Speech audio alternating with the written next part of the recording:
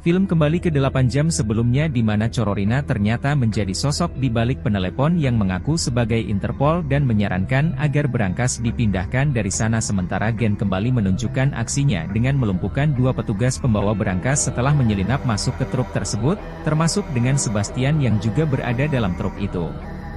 Sementara Ina yang masih berada di sekitar lokasi kasino malah mendapati adanya sinyal GPS yang berasal dari HP Brek, namun beruntungnya ia masih sempat memberitahunya pada Gen. Meski kemudian ia ditangkap dan diinterogasi oleh Interpol. Kembali ke Sebastian, ia kini nampak cukup kesulitan untuk membuka berangkas ketiganya karena truk yang digunakannya tidak berjalan stabil mengingat jalanan yang licin dan berliku. Setelah berjibaku dengan berangkas tersebut, akhirnya pria itu berhasil membukanya dan nampak kegembiraan luar biasa terpancar darinya. Dan juga Gwen, namun sialnya ketika mereka menghentikan truk dan berniat untuk memindahkan semua uangnya, tiba-tiba datang Brad yang langsung menodongkan pistolnya ke arah mereka. Ketika pistol itu sudah siap menembak, Sebastian tiba-tiba saja pistol itu kehilangan tenaganya bahkan tidak mampu mengeluarkan peluru sama sekali yang diketahui bahwa pin pada pistol tersebut ternyata telah dilepas sebelumnya oleh Gwen.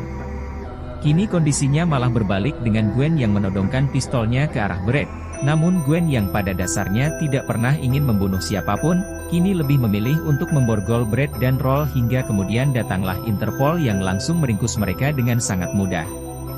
Sementara itu, Sebastian dan Gen yang sudah sampai di tepian pantai untuk kabur lebih jauh menggunakan sebuah kapal, tiba-tiba dikejutkan dengan kedatangan Delacroix yang langsung menodongkan pistolnya ke arah mereka.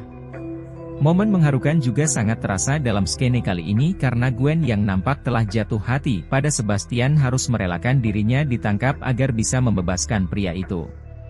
Ia beralasan bahwa selama ini Interpol hanya mengincar dirinya dan Alexis, namun tidak dengan Sebastian yang diakuinya bukanlah siapa-siapa dalam kelompoknya. Perasaan yang sama juga nampak dari raut wajah Sebastian, ia terlihat sangat sedih ketika harus meninggalkan orang yang dicintainya itu. Rasa cintanya pada Gen nampaknya sungguh sangat besar, apalagi ketika ia mendapati bahwa ternyata ia telah dibuatkan paspor Amerika dengan nama Dieter sesuai dengan tokoh dalam buku ceritanya yang ia buat ketika masih anak-anak. Sebastian juga berjanji bahwa ia akan tetap setia menunggu kedatangan Gen kapanpun demi bisa melanjutkan misi. Mereka lagi termasuk bersatu dalam lemari besi terdam maring di akhir film. Terlihat sepasang kekasih yang sedang membutuhkan jasa seorang pembuka berangkas, dan Sebastian dikisahkan telah tinggal di California sebagai seorang tukang kunci di sana.